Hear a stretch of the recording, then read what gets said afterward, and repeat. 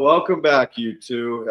It's so good to have you back. There's just so much to talk about in what's going on, especially out here in Southern California. It looks like I'm going to begin to apply products on burn scars as early as tomorrow, and that's just going to open up a floodgate of people in need of how to deal with this, because unfortunately, we're not dealing with, per se, normal situations of bioremediation.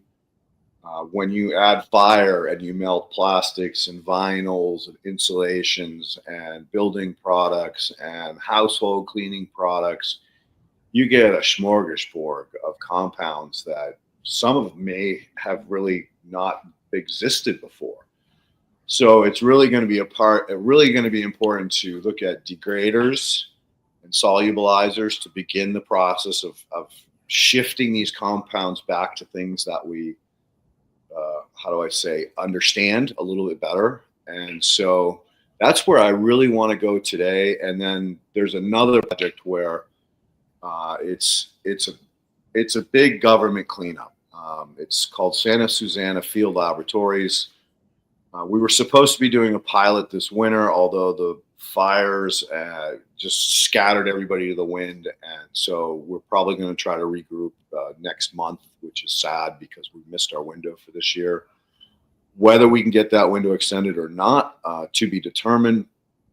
But there's a lot going on out here as far as, the need for what we call in situ cleaning. Because the typical environmental engineering firms are all about digging the soil up and then hauling them off to other states where they can dump them, which should be illegal. I mean, nobody should be allowed to say, oh, bring your toxic shit to my state and dump it on my soil for a fee.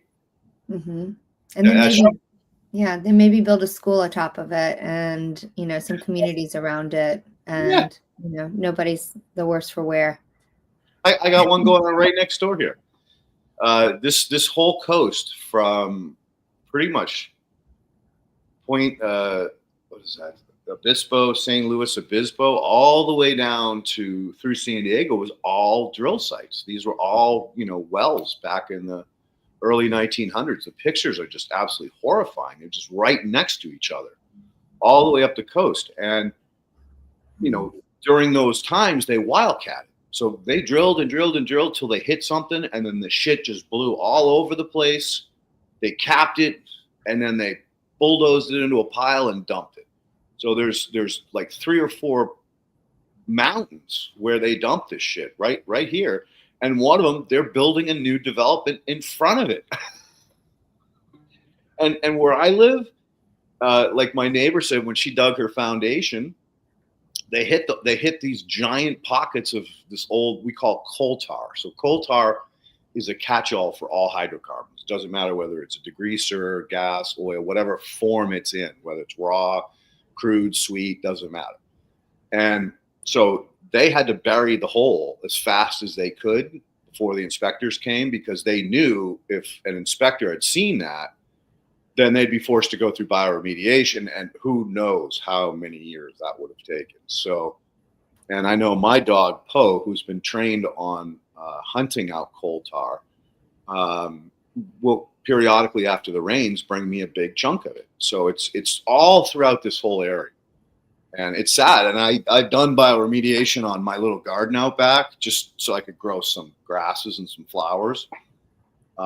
So this is a big thing, and I think it's only going to get more and more put into the spotlight as this new regime has come in and started highlighting the abuses of the money that's being spent and where it's being spent, instead of, hey, let's fix the roads, let's fix the bridges, let's get some new green jobs going, instead of lining everybody's pockets. So the time is ripe, and I'm excited to have this conversation with you guys. I'm sorry to go on a soapbox to begin it, but as you can tell, I'm pretty enthusiastic about all of these different products, whether it's biochar, biocomplete compost, muncher juice from the ESS system. All of them have bits and pieces of what we need. And it's just a matter of saying, okay, what do you got? What do you know that your product does? So I'd like to start there today, if that's all right. And I don't know which one of you wants to chime in first, but I'll leave that up to you guys. Go for it, Mary. Yeah, well, I was just thinking about how timely this was. You know, last week we started our conversation in one area, or 2 weeks ago, and we said, "Oh, we got to think about this. We got to talk more about bioremediation." And now talking about, you know, the purification process of fire, but then what now is being melted into those fires, like you're talking about. These are all, you know, petroleum. A lot of them petroleum, hydrocarbon derivatives, or you know. So I think it is really timely that we're talking about this again. I don't know enough about the coal tar, except that from what we've seen, microalgae is being utilized with bioaccumulation and bioabsorption methods that it has in its cell structure to help clean those kinds of things up. And it's funny because, you know, we really want to be doing more of these cleanup projects. We really did focus our efforts there in the beginning. We wanted to do everything in the beginning with this algae. We just, being one of the first on the repair scene billions of years ago, we know that what it can do. But we were, needed in agriculture after COVID, and people couldn't get their N's and P's and K's. But this has always been really a place we wanted to focus, because we can grow a clean algae cell and provide a lot at volume for places like you're talking about, with, I think low cost and high efficiency. They've been proven to be really reliable and efficient in bioremediation of wastewaters, of hydrocarbons, petroleum hydrocarbons, of heavy metals. Let's talk about heavy metals. I mean, that's one of the main areas of research around chlorella and many other microalgae species. They're so good at absorption of heavy metals that you really have to be careful with how you grow them for food grade needs, because that's one of their mechanisms that they're really good at. A lot of these studies have been in, oil spills, like you're talking about, or in wastewater treatment, but we haven't talked about in-place impact, in those kinds of studies like you're talking about. And yeah, decades, there are literally school children playing over the top of dumping, grounds everywhere all over this country. So we should be talking about what are the most highly efficient and reliable organisms to break those down. We have conversations around this right now, but we are not shipping enough algae out, as much as we want to be in these spaces. So I think it's really timely. We have a ton of algae sitting at the lab and a ton of need. So how do we marry these things together with, your efforts? And that's what I was thinking about tonight when we were coming on. I said, I just kind of want to put a call out and wave a flag in the middle of the concert arena and just everybody come over here. We're going to work on this together, and want to know what's out there and how we can combine these things together at a quicker rate and a more efficient rate. Absolutely love it. Camille, would you like to add? Well, when I think about the role of algae in bioremediation, I just think about all of the other tools that it plays well with in these systems. And, we have growers that will come to us and say, oh, I have, too much of this heavy metal in my soil, or I have a really high salt content, or I have really high nitrate in my pond, or, whatever their particular instance is that they're navigating. And then it's this network building of, okay, how do we integrate this algae with the biology that's there in their system already, with other tools that they're already using, things like biochar and other live biology that can all work together to kind of remediate the system. And as Merideth said, we're super excited to learn more about this work and move into it. And the growers that we have been working with that have seen, cleaner water, their soil tests come back in a way that shows improvement for the things in their system. It's really exciting to see that power. And so moving towards that is definitely something that we want to learn more about, for sure. Yeah. That's awesome.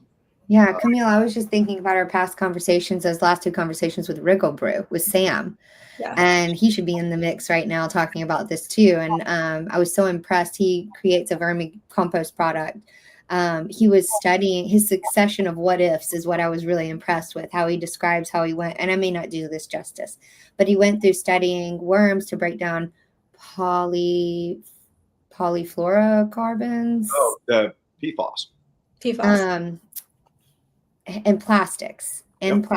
And so what he studied was, I think these worms could break down these compounds and these molecules. And what he then kept discovering is that it's the microbes within the worms that are breaking down these and then isolating those types of microbes in order to create a better product that does break down these. PFAS. Yeah, exactly.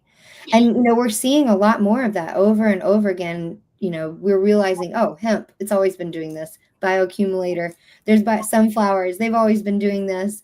We're asking them to do a pretty hefty job. So we should bring in some recruits, like the right recruitment to mix it up a bit. A whole field planted in sunflowers, they're all remediating in one way. But if you bring in hemp and algae and the vermes and all of these things together, then we could really increase the rate of remediation. And I think a lot of companies, in the past, they do get very set on the kind of remediation that they're doing or the kind of product that they have. And we really don't have time for that. We really all need to be layering in as many solutions as possible, regardless of if you're under the same roof of a company or not. So that's what we're doing today. I'm very excited, to talk more about that. I hope some of the listeners here and people joining in too have some good connections that they can, recommend here too. Oh, I agree 100%. And yeah, whether the mass majority of the audience is, into this or not, I know that a lot of them do because they care about the soil, because they care about their plants. It interests them, right? Mm-hmm. And yeah, there's a couple ways to look at it, and I'm glad you brought up hemp and sunflower. Those will be some of the cover crops that we'll be using. Probably not hemp because it smells. I actually had a guy who was doing his best to breed out that heavy smell from hemp, just because when you're growing it near residences, people just complain. They don't like the smell of it. And he understands the power of the medicine that can be extracted from that plant. But it's very difficult to get, into places where you could be cultivating due to the fact of not in my backyard or NIMBY. Unfortunately, he lost his grant, and he's gone through some personal stuff. He's had to move a couple of times. But I know when we last talked about a week ago that he still very much wants to move forward with that product. And I'm like, look, if you can do that, I would be all over it, because I have a lot of projects coming up that are going to need these kinds of plants. And I want diversity. I don't want just hemp. I don't want just sunflower. I want sunflower. I want hemp. I want the grasses. There's a number of indigenous species that are like a pyramid. So they all build on each other, and they all work in conjunction, just like what we're talking about. Is like, how do we build an orchestra of plants that all play their part, whether they're creepers on the ground or whether they're mycorrhizae colonizers or whatever, but to basically create an environmental ecosystem with these plants. And I know we have the knowledge to do that. Yeah. We already identified the real heavy dynamic accumulators, like comfrey. Comfrey's another one. Comfrey, yeah. Right? But yeah. The only problem with comfrey is that it's, well, I'm going to use the word evasive, which I hate, but it can outcrop. It can push out other species. So there is one particular cultivar that is not a rapid spreader. In other words, you plant it stays, where the traditional wild comfrey just takes over. And I don't have a problem with it taking over, but the problem is that you lose diversity, right? If you're just there to clean it up and get down and dirty as quick as you can, then yeah, maybe that works. But I think that the bigger picture is that we're going to have a way bigger impact on breaking down the secondary and tertiary, et cetera, byproducts that come from this. So here's a great example. A good buddy of mine, working at a university in, I think it was Georgia, Furman, was part of mentoring a PhD student who was trying to clean atrazine, which I can't believe we still use that, you guys. That's like the #2 herbicide that we use in America, and it's banned everywhere else in the world. Mm-hmm. It's horribly toxic. Changes freaking hormones, males into females and females into males. It's nuts. Anyway, her goal was to use white rot fungi in breaking atrazine down. And she was successful in turning it into a secondary metabolite. Now, unfortunately, secondary metabolites are just as toxic as the primary compound. She reduced the half-life, which is a great step in the right direction, right? It's all about, starting to knock these things down. But again, it fell short. So he called me up and said, hey, by any chance, do you think your product would have an effect on it? And I told him of my past experiences dealing with coal tar and some other toxins. And I said, you know what, dude, it can't hurt, right? It can't hurt to try. I'm a big proponent of using multiple organisms, not just one or two strains or cultivars strains to do the work. So why not? So they did it, and it came back non-detect. So now we know that the bacteria, the degraders and the solubilizers, once that fungi punched a hole in the compound, they could come in and get to work on the ends that were left frayed and just mine it back to the point of nothing. And we know too that with the right diversity of plants, that's going to only encourage these bacteria to multiply, because not only will they have a food source of this toxic compound, but they'll have the exudates coming from the plants to support their expansion. So yeah, I'm sorry, I didn't mean to soapbox again. No, that's beautiful. I mean, I was just imagining like a package delivery, kind of after devastation has happened, like that comes from the sky floating down, and it's your recovery set and your seeds, your inputs, your, all of your curatives for the space. And then, how long this may take or what to watch for, what to be able to chop and drop, what needs to be, remediated or fermented in a different way. And there's like a whole package. I was just imagining it being dropped from planes. I don't know why, but on little parachutes, these curative packages, in spaces where we have all this devastation, like in Western North Carolina and in LA. Happening. And though, some of that is nature's way, it's a purative, what do you call it? What do you say? Cleansing. A cleansing. It's a cleansing. It's an opportunity to rebuild in a better way, in a healthier way. And I know both of those communities could really use that kind of support and, not forget about the devastation that they've gone through. Yeah, there's something I think about the way that microbes work as sort of a team. They each have their niche or their role to play.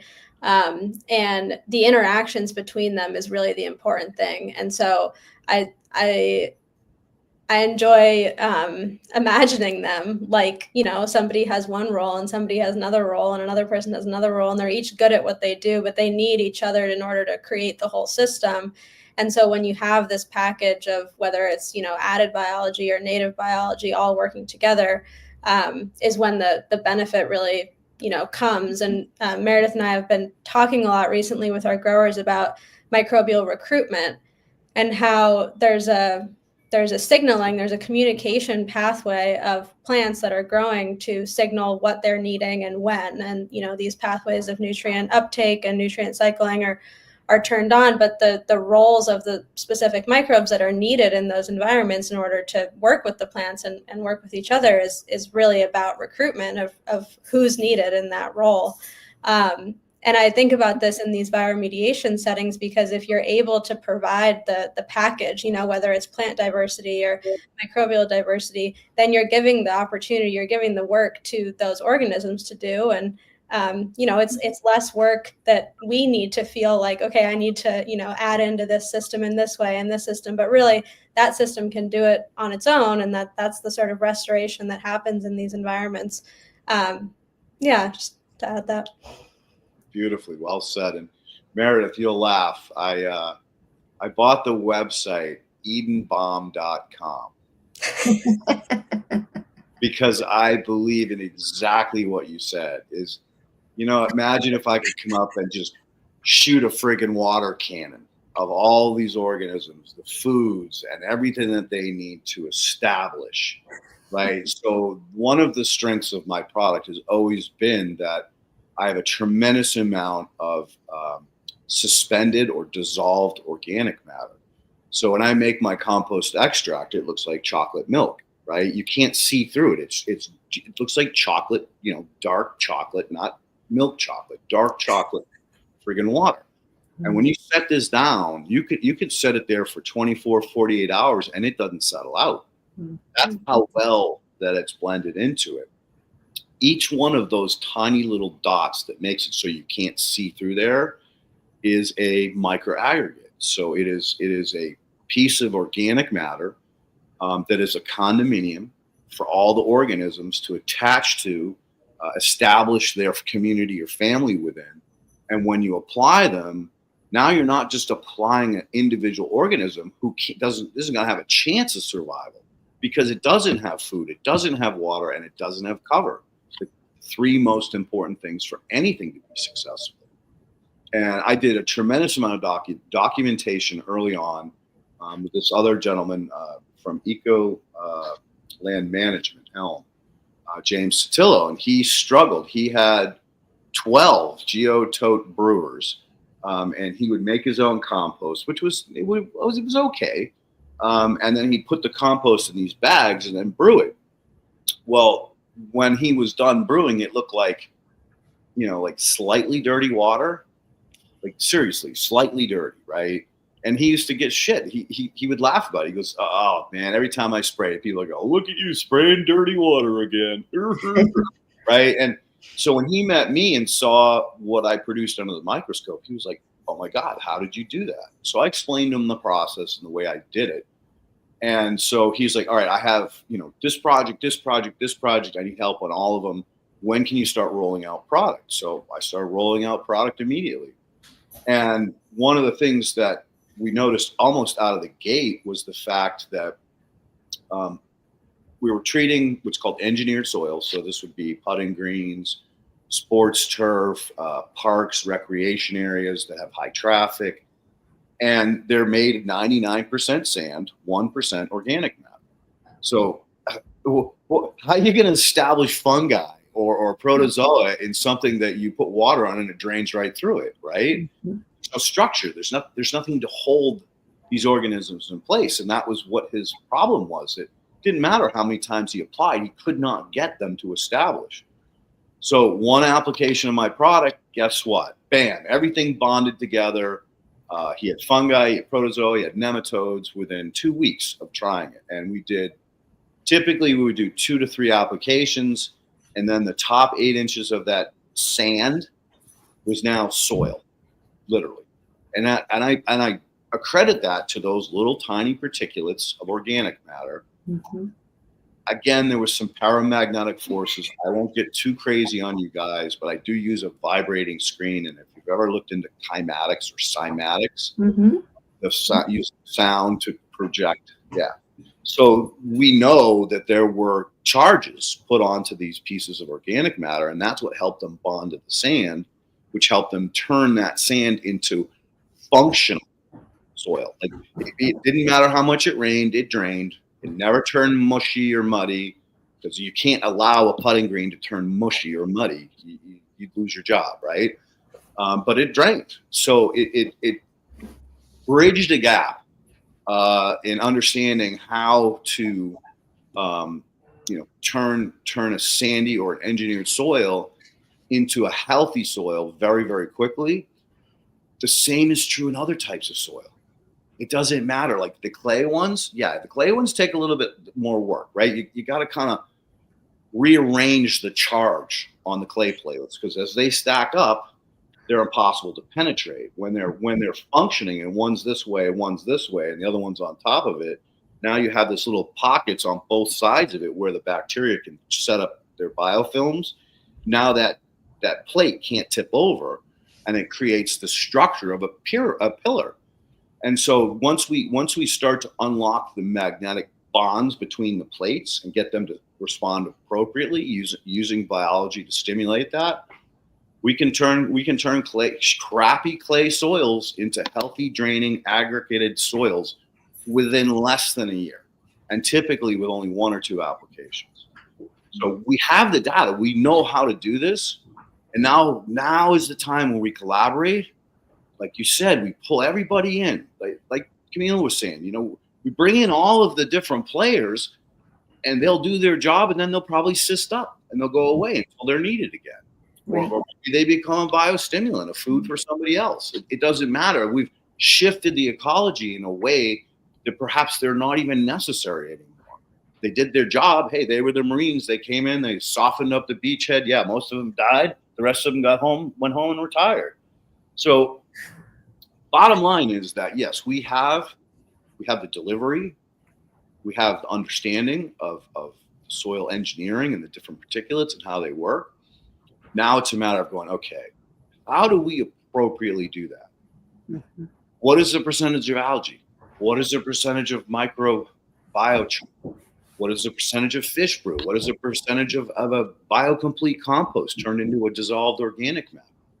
Mm-hmm. And I can go on and on. I mean, there's so many different products that really work that I have verified as a beta tester that they do in fact work, and they do in fact have organisms that we're looking for.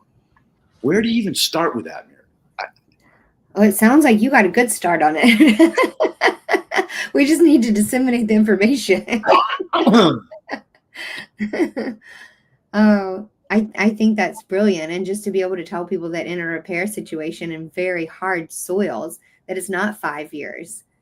Like, I mean, we hear that 3 to 5 years number over and over and over again in the work that we're doing. And we, in the background, we're saying, no, it's not necessarily the case for so many people. They'll call and say, oh my goodness, I'm already seeing these changes in biological activity and in remediation of heavy metals and those things. So I think it's just about disseminating the information and really showing people there is a way. One question I'm interested in that we don't have an answer to, that you may get a lot, is, if we start these practices, how long will we need to apply algae?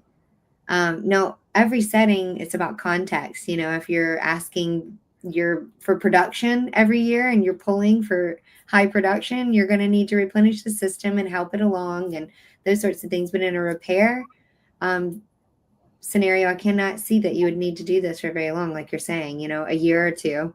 And then, hop on to the next place of need. There's still a lot of need out there. And then some people will be reversing what you do after you leave.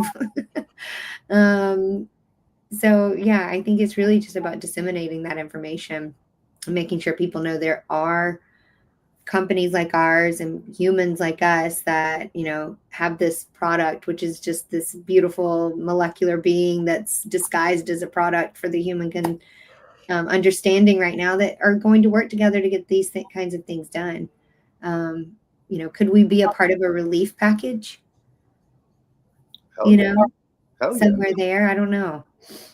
And to bring in the context of the individual situation is key. Like, I think one of the things that I say this all the time to farmers when I'm talking to them is, like, I'm learning more from this conversation than they maybe think they're learning from me, because I'm gathering this context of their whole ecosystem, the history of their land and the history of their practices and what their goals are and everything about this environment that they exist in. And obviously every environment is different, but bringing that context into the situation and then connecting that context to, okay, we got people down the road that are doing this, slightly differently with a slightly different soil type, but in the same community. Just like we need to, apply all the microbes with all the different roles underground. It's the same thing above ground, as we talked a lot about last time, but bringing people together that are really trying to just provide support and listen for that context and support in that context, and meeting people where they're at, I think is key, especially in repair situations. But really, I mean, every situation, I think we could argue, is some kind of repair system, some kind of restoration, to go back towards, the way that the biology should be. We talk a lot about biomimicry and trying to mimic the natural way of things, and how things are supposed to operate in comparison to how we've kind of made them operate, and so drawing it back to that and drawing on the collaboration literally in the context of that is definitely key. Mm-hmm. So, all right, I'll start with this. I've documented that I can take a horribly crappy compacted soil, an old hay field that had literally, Cheeto, chill out, nuked for 30, 40 years with NPK and herbicides. And I mean, when I went out to that field, basically a couple of clumps of grass around, but it was other than bare or weed. That was it. And this guy, hey, Cheeto, knock it off. Little shit, knock it off, quiet. He's got an opinion too, right? So this farmer, I had been bugging for probably 3 years to just try it. I'll come out and do it for free. Just try it, right? And he hummed and hawed because they don't want to change. They've been doing this for 30 years. He had just inherited this field from another farmer because the guy couldn't deal with it anymore. And so the owner of the land said, "Hey, dude, I'll give you a shot at this. Maybe you can turn it into at least something that you can pay me something for, because right now it's so bad that we can't do anything with it." So, of course, that's when he calls me when he's got a disaster, right? Not something that's relatively easy to fix, but a just shit show. So I get over there, I look it around, I'm like, oh, all right, look, the only way that we can fix this is you're going to have to disc it. You're going to have to crack up the crust on the surface. Now, you're going to have to either water it or wait till a light rain, because your disc is just going to bounce off the top of it if you try to do it when it's like this crusted. So just wait for a light rain or a rain event, and then wait till it semi-dries out so you can actually get the disc to penetrate. I want you to disc it and seed it with the proper mixes that you want. And as soon as you've done that, I'll come back in and I'll fill your tractor up with, he had a boom spray. I'll fill your tractor up and you just boom the whole thing. And within about 3 months, it was unrecognizable. It looked like the healthiest hayfield anyone's ever seen. Wow. And he called me back and was like, "Oh my God, this is amazing. What did you do?" And I said, "I didn't do shit, dude. Like, all I did was give you the organisms that should be there doing the work. You provided the seed. The universe provided the rain. That's it, man. This is rocket science. This is anti-technology." That's right. So, right? That's right. Yes. And so he had an incredible first cut, an incredible second cut, and actually got a third cut in the first year, which he never got 3 cuts. He'd only get 2 cuts. And the crazier part was the people that he tells his hay to horse people, and horse people, good horse people, really pay attention to like if you had a pet you really love, you're worried if it's not looking good, or it's throwing up, or it's not eating, or its coat doesn't look good, it's mad. So these horse people that went to him bought the hay, and when they got low, they called him up and said, "Hey, dude, I want some more of that. I've been working with you for 10 years. My horse's coat has never been so shiny. The horse is not jiggy. He's just mellow, chill. He's not, getting all tweaky. Like, what was in that hay?" Nutrients, Right? sustenance. This is how powerful this shit is when it's done appropriately. So he sold out, as soon as he cut it, man, dried it, it was sold. And so he was really excited to transition all the other 12 fields he had to this methodology. And his wife got horribly sick, and he decided he had to retire. Mm-hmm. And he gave it to his son-in-law, who went right back to freelance. Yeah. This Merideth is the stuff that breaks my heart over and over and over again. And you do not know how many projects I've got across the country where it's spec'd, acquired by the Save the Turtles or our Seashore Foundation, that no pesticides, no synthetics can be used. To hire me, I come in, we do the development, knock down the shack, put up the fucking McMansion, under the conditions that everything will be biological. And I had this happen 3 times in a row, and I quit after that. I would roll back in with my truck and my equipment to always make compost on these sites. And I explained to him, look, I'm your fertilizer guy. You're not going to be using any more fertilizers. I'll come in once a year, maybe once every other year. It just depends on how well your plants are doing, or how much you want to push the plants. Like, do you want your hedge to grow really fast? I'll hit it 3 or 4 times. If you're okay with the height of the hedge and you just want to thicken it out, I'll hit it once or twice. So again, roll back in, get ready to start stripping, and I'd see a bunch of guys with backpack sprayers spraying shit all over the place. And I'd be like, oh, what are you guys doing? Oh, we saw a couple of mushrooms. We're preemptively spraying fungicide.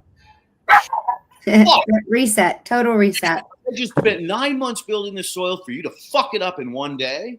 The total reset. I'd call the owner, I'd call everybody, and they're like, no, they have organic. They put organics on the side of their truck. I'm like, just because they say they're organic doesn't mean they only use organic practices. That's your job as the owner to make sure that no synthetics are being applied. You signed the fucking waiver. Guess where that went? I got fired. Third time, fuck this shit. And the same thing happened to me with doing those, the monster parks. Like, I was doing Battery Park. They were just 15 huge landmark parks in and around New Jersey, New York, Long Island, where the specs required that we go in and store the parks biologically. As soon as we got done getting everything perfect, the city would say, okay, thank you. We'll take the keys and we'll hand the keys over to the superintendent, and he's going to start taking care of the field. Guess what he started applying? And P's, K's. Yeah, I'm dealing with this on a project for the Dallas Cowboys. The new management came in and said, we're going to shift policies. It took us 3 years. We had mycorrhizae colonization at 60%, excellent, across the whole field. It's down to 1% now. We lost all the mycorrhizae. And we've set back the protozoa, we've set back the nematodes. For whatever reason, the saprophytic fungi is holding on. And I told Chris, I'm like, you're lucky because your plant is so jacked up with nitrogen. It's like 17% nitrogen in the leaf tissue. It's a feast for insects. Mm-hmm. I'm like, you're so lucky you have the saprophytic fungi because that'll help with the fairy ring and fungal pathogens that would come in under these conditions. Now that you've lost your mycorrhizae, at least you have one line of defense left. I go, I would get ready with insecticides because that field is going to be ringing the bell come spring when the insects come out. And you're going to get invaded unless you are on top of this shit. And at this point, it doesn't matter whether you synthetize or not because you killed everything, or the new management killed everything anyway. So we've been documenting, and it's fucking horrifying for the last 6 months, the decline of a field that was immaculate. I mean, like unbelievable high levels of protozoa, nematodes, fungi, mycorrhizae, and saprophytic. And, God bless his soul, he keeps paying me to document, to unravel the friggin' test data, to advise him as to what to pay attention to, because at the end of the day, he can't do anything. He can't do any treatments. But if he doesn't prevent things from like outbreaks from happening, he's going to get fired. Right. Yeah. So yeah, we describe a lot of those scenarios as keeping a crop on a life system support, where the growers are so entrenched in the practices of the industry that, you know, we're just helping them build life in the soil in between every disruption event. And they may be many throughout that season, or where it could be complete fumigation, start over, you know, ground zero. Kind of thing. And it's frustrating. I think that's why Camille and I, we love to focus on education, because if someone knows and is connected to the life and the whys and the functions and all of their personalities we give them, and, you know, in describing all the roles that we know of, then maybe they would be connected to them and care for it the way that we want them to care for it long term. But yeah, it's pretty heartbreaking when you know that you're coming in to help repair, but you know that you're going to be doing that after a major disruption like that. Fungicide's a really hard conversation for people to step away from that pass. That pass is pretty hard in agriculture, especially. And yeah, it's hard. We're trying to meet everyone where they are, and it's heartbreaking when you know that the good work you've done may not show because of a fungicide pass as much, or, you know, what we're seeing is that it makes the fungicide more effective. And is that, you know, we want to see that balance come in, where if we're making that fungicide more effective while we're adding it here, let's keep decreasing and increasing the algae until we need no fungicide, because you have high Brix levels and a really healthy whole system. It's really, it's a hard conversation. Yeah, I feel you. We always talk about the difference between the acute stress and the chronic stress. Like so many of these soils are chronically stressed, you know, years and years and years of multiple synthetics of different kinds and everything. And it's a cascade, like what you're talking about, Leighton, is you kill, you know, one species and then something else comes in, and then you need to kill that species, and then something else comes in and you kill that species, and it just keeps going. But I also think that we see the opposite being true. Like when we have growers that are using fungicide with algae, there is more of a resilience in the crop from that algae, even though there is a fungicide use. We see that with herbicide. We see that with surfactants. You know, there's these different places where growers are at where they're going to use these synthetics. And those are tools, just like the biology is a tool. And so allowing the system to handle the acute stress with this boost of, you know, stress adaptation and stress resiliency that the algae can provide is a really, really great combination to be able to support both of those things.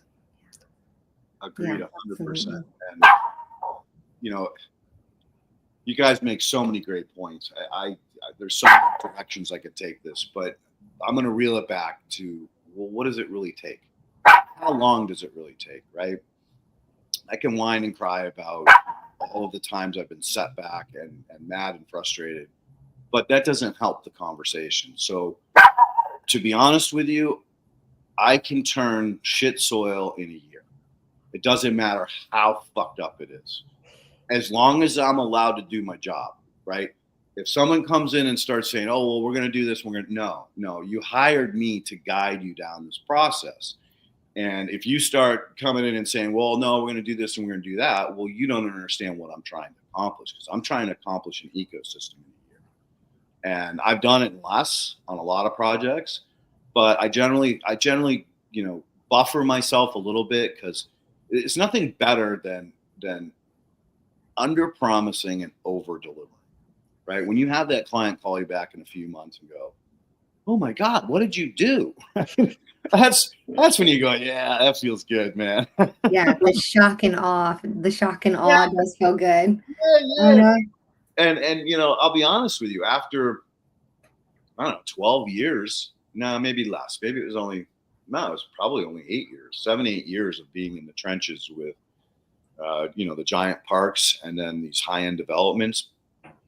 I moved into the cannabis space.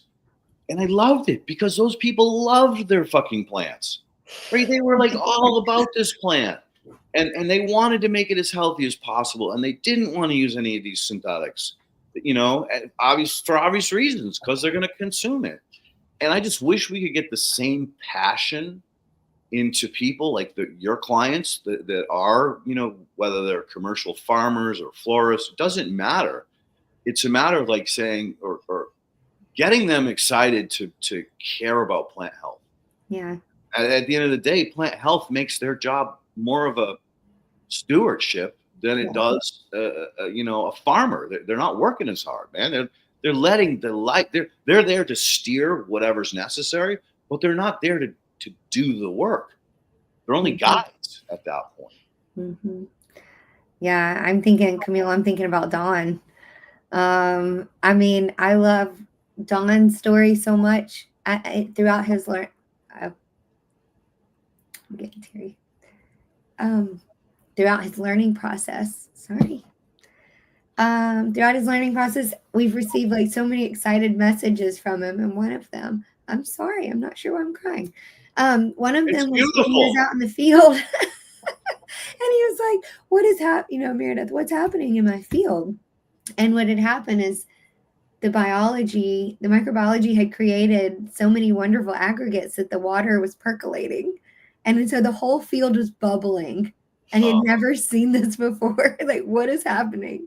And I mean, it was just beautiful, And then at one point, just recently, we're going down there in 2 days to see him, or we're going tomorrow. And he set up a grow station. He's like, what can I do on my own here to look at side-by-sides of the algae?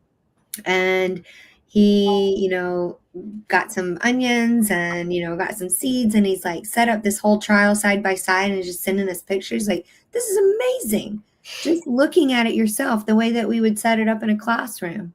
I mean, if you could just do that for everybody, if everybody could just be a child again and relearn again and go back and be fascinated with all these interactions again. And everybody's doing that. Everybody who's out there in the space educating they're having these experiences. We were talking about, I don't know if you know Ryan Nouse with We Grow With. He's a fabulous educator and just a brilliant human, and was telling this whole classroom of FFA students and adults about rotifers and showing them the mechanisms of rotifers and how, I mean, these are fantastical beings that, tardigrades, there's just so much to be amazed by there. And I think that is one of my favorite parts of this job, is when somebody gets there with you and they're just in awe. And they may not even know why yet. They're just seeing it above ground, or they're feeling it when they step in the soil, or whatever that indicator may be. They know it feels good, Yeah, it's observation. It's like, it's empowering people to be able to use the power of observation. And I think we see that, like when farmers call us and they say, oh my gosh, this row is greener than the row next to it. Or there's a great story of a farmer in Iowa who calls the wedge effect, where he's done these strips of treating algae in his cornfields, and he starts to see this wedge where there's, taller corn where he's sprayed, and then there's kind of this decline as it's sort of merging out into the non-treated strips. And he's like, this is amazing. What's going on? And it brings that power of observation back right to the farm, right to, the daily task of what you're doing. And I think the awe and wonder that goes with that, that's where the connection is built between, the farmer, the land steward, and the soil and the crops that are being grown. I think I'm just looking at this plant that I have on my desk today, this cactus that I picked up from the side of the road like 2 weeks ago or something, and started putting algae on it. And, cactus don't really want a lot of water. And I have these like 20 little sprouts that are just like sticking up out of the cactus. Like, I've never seen that in my life. And I got so excited about it today. And it's, those things, it's the connection between the organism and what we can learn from observing it. Oh, I love the wedge. That was another funny story. That same farmer, before his wife got sick and he retired, he was like, well, Clayton, how do I want to do a side by side. I want to see the difference. I go, well, let's do 2 different fields, one next to each other. He goes, no, I think I want to put like one half of this field, treat it, and the other half don't. And I said, all right, I got a better one for you. I'm going to show you how powerful this is. We're going to paint fucking zebra stripes. He goes, everyone's going to laugh at me. I go, no, they won't. I promise you. I said, you're going to see how powerful this spreads. And so we did 16-foot booms, skipped 16 foot, did 16, skipped 16 foot. The whole field kicked in. And the interesting thing about that farmer is because he's using a resilient, or I should say a hungry plant like corn, he is going to see that taper off as the biology spreads, because it's going to spread, but it's definitely going to lose power, over a certain amount of feet. And I think that that's the key to everything is when you get a new client, you say, okay, look, we can take care of everything, but what we really want to do is prove to you our value. Can you do a side-by-side? We'll treat this field. We have no problem, but give us another little plot somewhere else where we can do half of it treated and half of it untreated, just so you can see it. Because I think on the last show, I told you about that client I treated in Connecticut. And when I got her to look at the plants, she could see the gloss on the holly trees, the shimmer, and she could see the whole lawn looked like it was moving. Did I tell you that story? Mm-mm. Oh God. So anyway, I treated this property 3 times, and I came back. I was near the area. I wanted to see how things were looking. Curiosity. I'm sorry. Anyway, she caught me. She caught me in the driveway, just standing there like this. Scary, right? And she comes around. Is everything all right, lady? Is everything? What are you doing? I go, oh, I'm just admiring everything, Jeannie.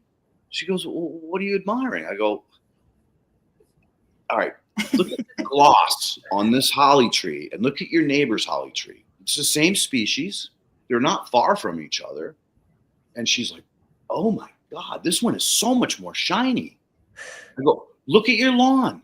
She looks at her lawn. She goes, it looks like it's kind of moving. I'm like, yeah, it's insects. Look at all the butterflies. Look at all the birds you got in your trees. You've got an ecosystem going here, man. Look at your flowers. Look at the color of those flowers and how many there are. She goes, I did notice there was a lot more flowers this year. And George told me that he cut flowers and they're still healthy in the vase, and it's been 2 weeks. Normally I get 3 or 4 days out of it. So she starts looking at her neighbor's property. She goes, oh my God, that place looks like hell. I'm like, I'm just about to say something like, don't say anything, Jeannie. Don't say anything, because her neighbor pulled in. Her neighbor gets out of the fucking car, comes out the front door. I forget which one. And she starts screaming oh my God, come here, man. She brings the neighbor over, and I'm like, Jeannie, no, don't do this. She spins her neighbor around, shows her property, says, look at all the things that I just done to her. And then she spins her back, look at your property, and look at how you need to talk to Leighton, blah, blah, blah, blah. 2 weeks later, a landscape company came in and ripped everything out, down to bare soil, and planted all new grass, all new trees, all new bushes, and continued to treat it with NPK. And guess what? A year later, it looked like shit again. And she blew, I don't know, $500,000. That's the insanity. Yeah, the insanity of fucking humanity. So bottom line is that, without that touching the palms of Jesus's fucking nail holes, I'm not going to believe it unless I can see it, right? That's real. That's unfortunately the problem that we face, that the brainwashed humans are just so brainwashed. They can't see anymore. They can't smell. They just, for whatever reason, they're all fucking zombies unless you do something like this. Less whether it's them that discover this or whether it's you encouraging them to do a side-by-side, so it's obvious of what the impact of what you're doing is. Mm-hmm. We're never going to get any traction. And the only hope that we have is that person, after they learned what the difference is, start telling their friends and their neighbors, oh my God, you got to see this. You're not going to believe this. And my plants are healthier, my yields are up, or my flowers last longer, whatever that is. but it all starts with that little education piece where it's undeniable. They cannot deny what they're seeing or what they're feeling or what they're smelling, for that matter. Yeah. Yeah. And I agree. I get to the point where I'm scared that it's not going to move quickly enough into humans helping the repair that is already in effect all the time on Earth. But I also see, and we were just talking about this today, the rise of the awareness of the gut biome and the rise of the awareness of fungi and how many different various cool things they do. Those things are all, these things are rising up together. The rise of the, knowledge that we are being poisoned literally in our food system through our chemical use and through the products that we buy. All those things are all happening at a more and more rapid pace every year over the past 10, 15 years, more and more, and definitely at a accelerated pace in the past 2 years. That there's a reason for that, that consciousness is rising and everyone's, sharing a lot more about what they know and what they've experienced in their bodies or what they see and believing what they see rather than what they're told. And our DNA wants to evolve out of this space. Literally it's needing it and it's feeding it at the same time. But I think it's a good time. I think that there's a rapid regrowth and participation that's happening with it. This is a good day. I'm saying that I could be down in the dumps about it tomorrow, but I believe globally there's a shift, definitely. And I know this is a cyclical shift. This was said decades ago, before the Green Revolution, mid-Green Revolution, all of these things. But I'm happy to be seeing the pace, and it's exhausting, of the need and the interest grow right now.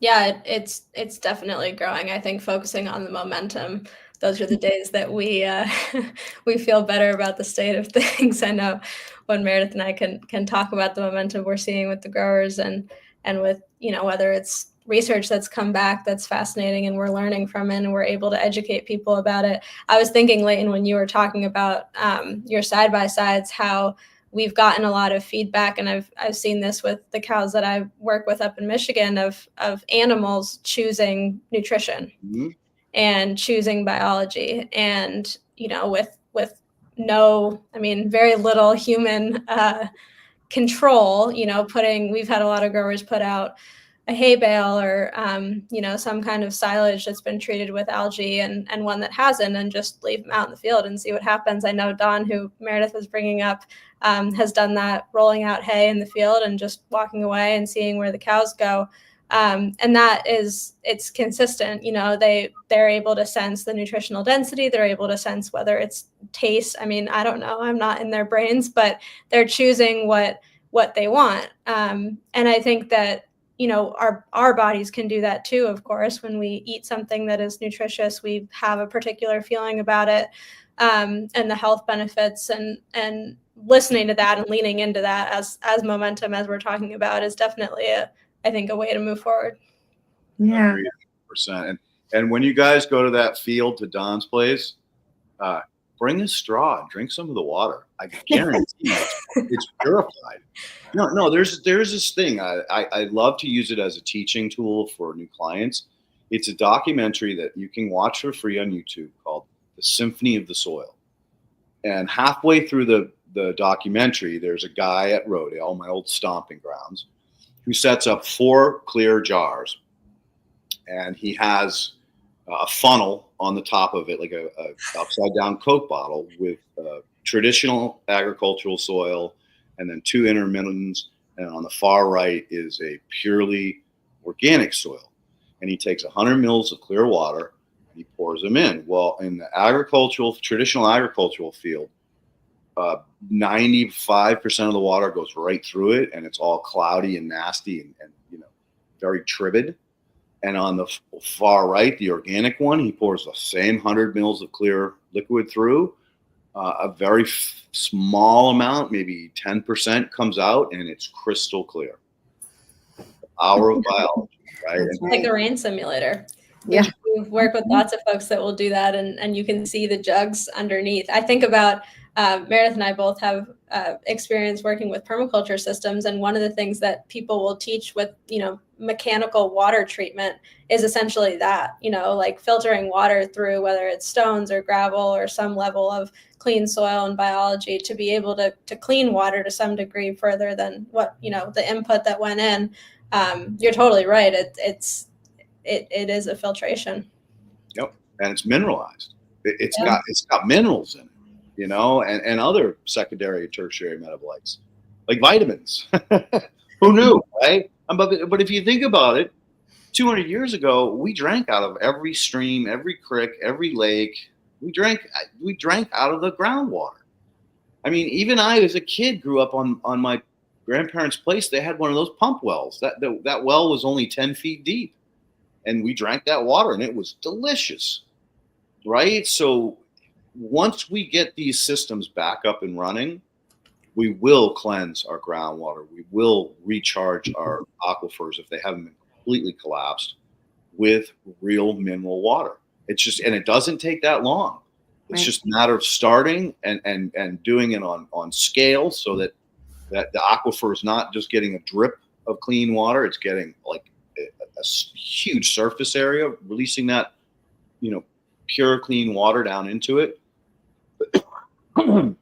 This can happen. We can do this. Mm-hmm. So anyway, I didn't mean to go off on the water tangent, but Yeah, I think no, that's why we're all here. We're all fellow water protectors. I was thinking about this documentary that was made as this documentarian was walking up the Seine River, and am I saying that right? The Seine River in France. And documenting people's stories along the river, and just different parts of the river. There would be a very old couple who was fishing there again, who used to fish when they were younger. And then up from them, they weren't swimming in it anymore. And it was parts of the river. It wasn't even the whole river. It's like the cleaning system, the self-repair system works even in these small, we know this, in these small water cycles as the river's even flowing through. And then it changes from generation to generation and back again, and, clean and not so clean and things. But the point of the documentary was that it is constantly changing and moving. And once they started, or they closed a plant down upstream, a year later, it was clear water and they were fishing in it again. And yeah, that biomimicry is so important in these spaces where we're trying to repopulate an area of devastation, just like we started out here at the bioremediation conversation, that we can quickly repair together, more together. you want to hear. I'm sorry. Go ahead, Camille. No, I was going to say, so much of the effect is like thinking about what is downstream from you, and that could be literally on a river, what is downstream and what is the effect, whether it's supportive or detrimental. But even if you're not on a river, there's everything can be considered downstream of us. And I think when we're thinking about remediation, whether it's in the soil or in our communities, now is a good time to bring that into the center of like, I think about that with education a lot, when we can educate even just a small group of people, like who's downstream from them, who are they going to talk to and teach and ask their questions to, and how does that spread in these kinds of communities? You brought up rotifers. They are the instruments that support the cleansing of water. The reason I say that is that, first of all, rotifers feed one of the stages, the larval stages of fish. So fish have 4 stages: egg, then they have a larva where they have a little tail start to come out. Then they grow into what's called a fingerling, and then into a fish. So in that larval phase, they live on rotifer. And that's why we have to stock all of our lakes and rivers is because there's no rotifers left. The rotifers have all died due to the fucking synthetic fertilizers and pesticides. And this was one of the first things I did when I got behind a microscope and started to understand how to use it as a tool. Was I started looking at all the rivers and streams up in northwest corner of Connecticut, which looks like it's like being in Vermont. It's like being in Maine. I mean, it's all these beautiful hills and clean rivers and rocks and waterfalls and all this shit. No rotifers, none. And it broke my fucking heart because I understood. I was a fish guy. Like, I understand the cycles of fish, and it only kind of went, oh my God. That's why we've been stalking for the last 50, 60, 70 years.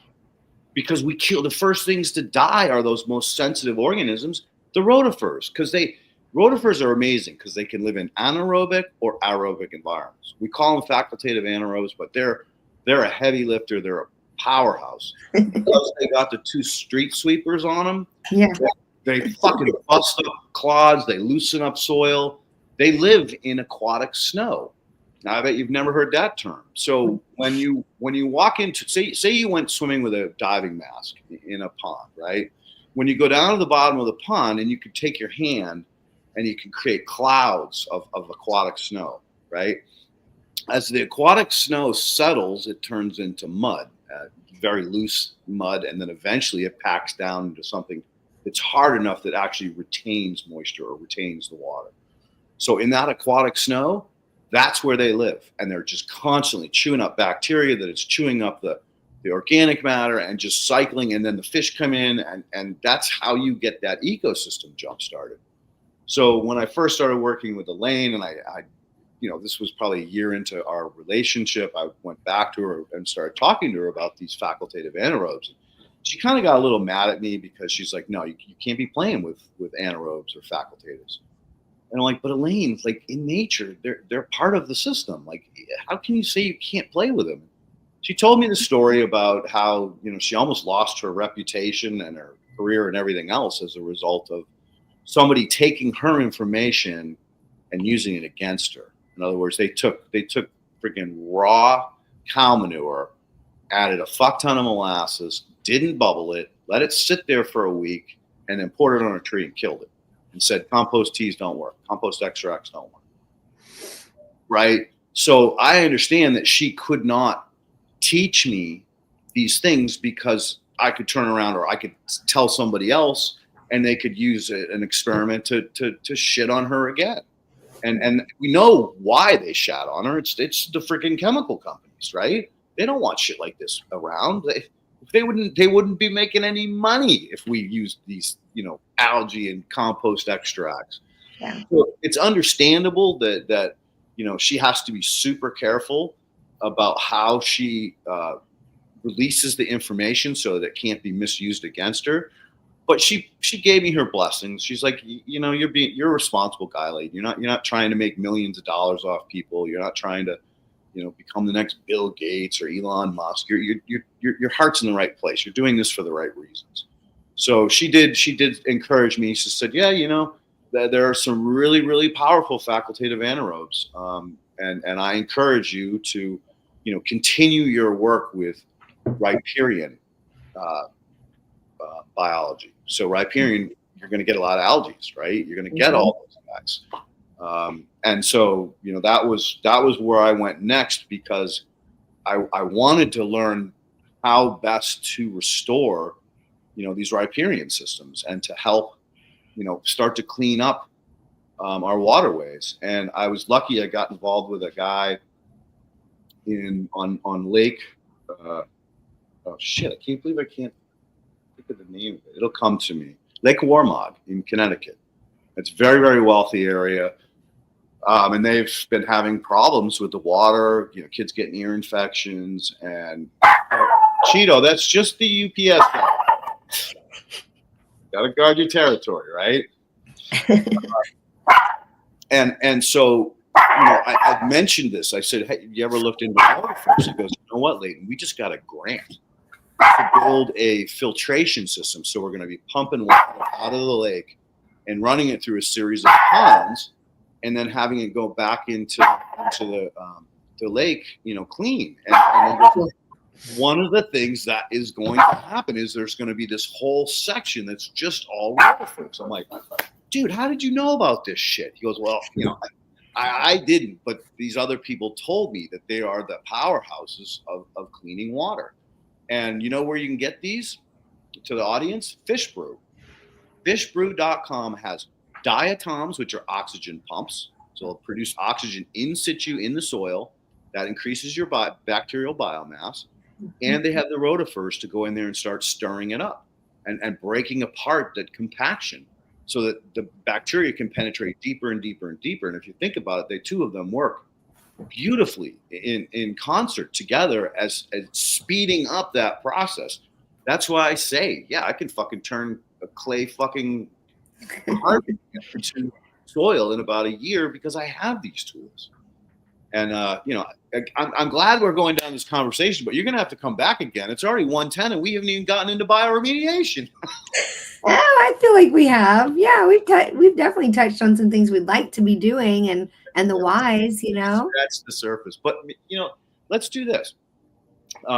Let's get your buddy Don on and have you guys come back with him because you're so passionate about Merideth, and it obviously shows that he's got something. And maybe he's part of that conversation because if this starts in LA, you guys, you're talking tens of thousands of properties just in LA, not even Malibu, right? So there's a couple wildfires before that happened in Malibu before the big Palisades one and the Eaton one, and then you got the whole Somas one.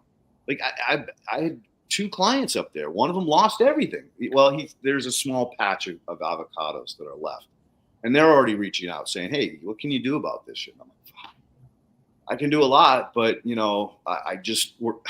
I need a team. I need a fucking army. Right here. All right. Well, in the meantime, while things progress over the next couple of weeks, definitely get me some samples so that I can, start to play with these. My plan is to do this, right? I'm going to take, as the houses roll in, I'm going to treat each one with a specific thing. So one will be algae, one will be biochar, one will be muncher juice, one will be my compost extract. And then we're going to be doing all kinds of testing. So we'll have solid data to come back with. And hopefully that will give us like some direction about, okay, we want to use this percentage of this percentage of this, et cetera, to start formulating. Because right now, we've got all these wonderful baking ingredients, but without having the proper recipe, we might not be able to make a cookie or a cake, or we might turn into a soupy mess of nastiness. And combinations of them, trying pairs or trios or that's been really fun to see folks that are doing that, whether it's with compost extracts or talking with some biochar people or different inputs, just to see what's happening. Recently, we've gotten a lot of feedback about humates and humic acids and looking at interactions with carbon. So be curious to know what your observations are, Leighton. We can definitely send you out some samples.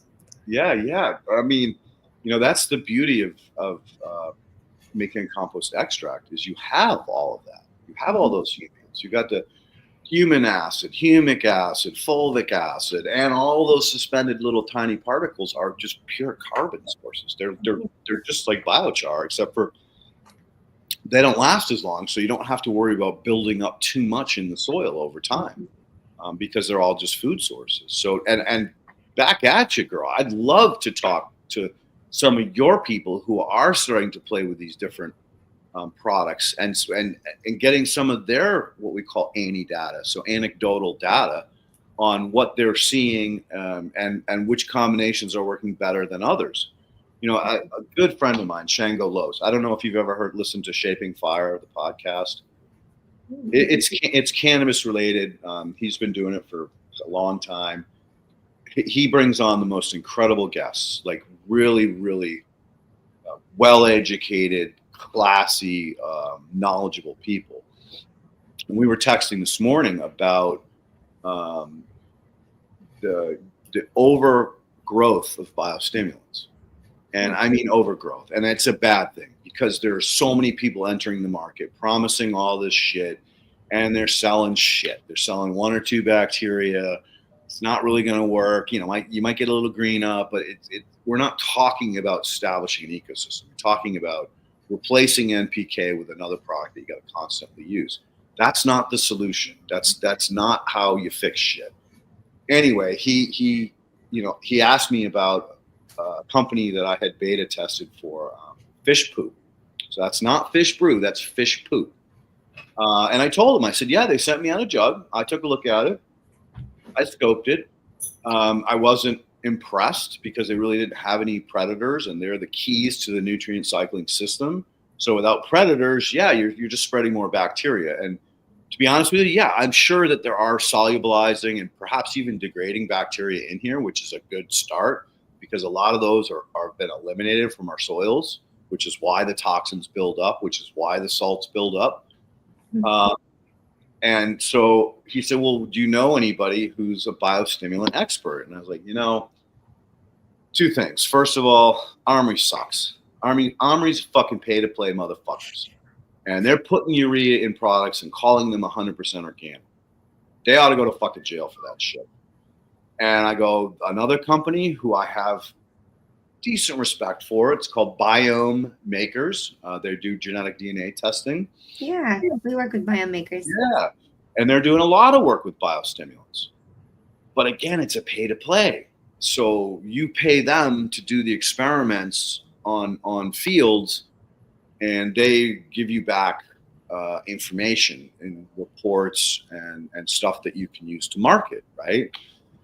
It's kind of a conflict of interest when you're accepting money to proof out a product. It should be an open source. It should be like, okay, we will do your testing and you will pay us, but we're not going to tailor the report or the test design to show the highest potential value for your product.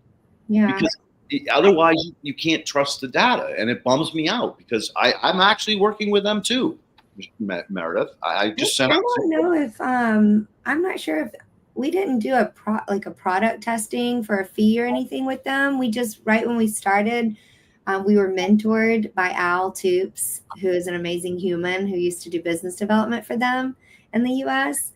And once we ran some tests, we were part of a grant study with them. When we have a grower who wants to use Biome Makers, we'll do a layered test of Haney's and B crops and PLFAs, and that's something we could definitely talk about for the bioremediation, or we'll save it for another time. It's like, how are we measuring all of this, and how are we telling that story? But I think we're in their recommendation tool now on their beef farm or bee crop farm on farm, but we did not pay them to do a product testing to do that. So I'm not sure it's just pay to play. I think maybe they've taken some things that they've seen through the data they've provided for people.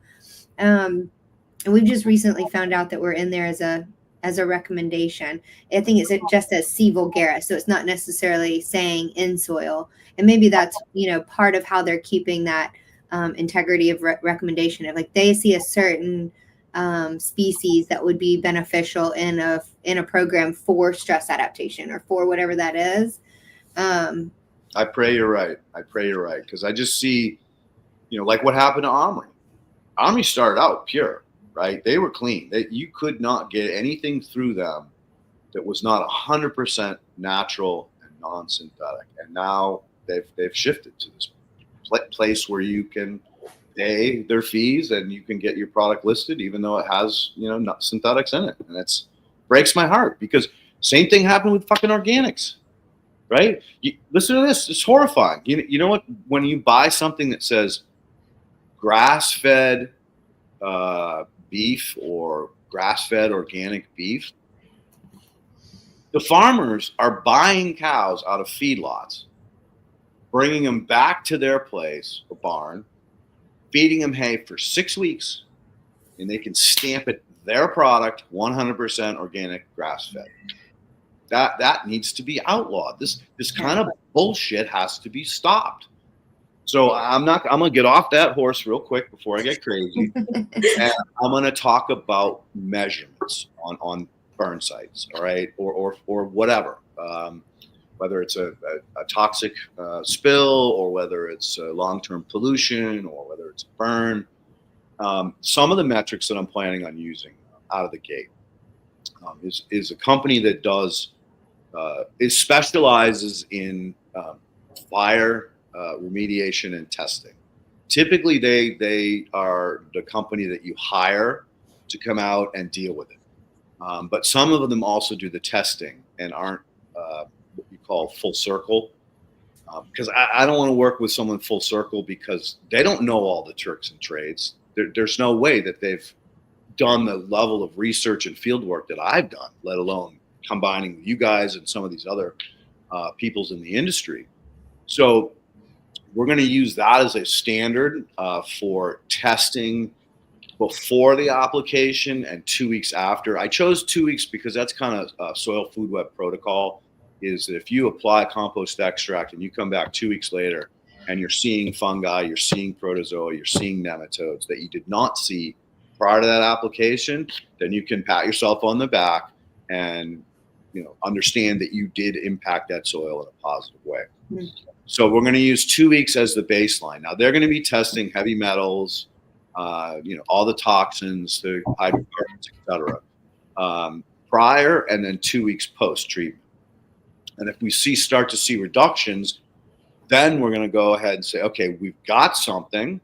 Now it's time to do DNA. So on the next project, we will do a DNA battery as well as the toxicology reports prior and then after our treatment, and see who's doing the lifting, right? That's part of tailoring or creating the recipe for each individual site, because as Camille said, every site is site specific. You're never going to have, unless maybe they're neighbors, right? They're never going to have the exact same condition. And damn it, even with neighbors, right? This neighbor grew this stuff and this neighbor grew that stuff. And so there's going to be a different microbiome in the soil.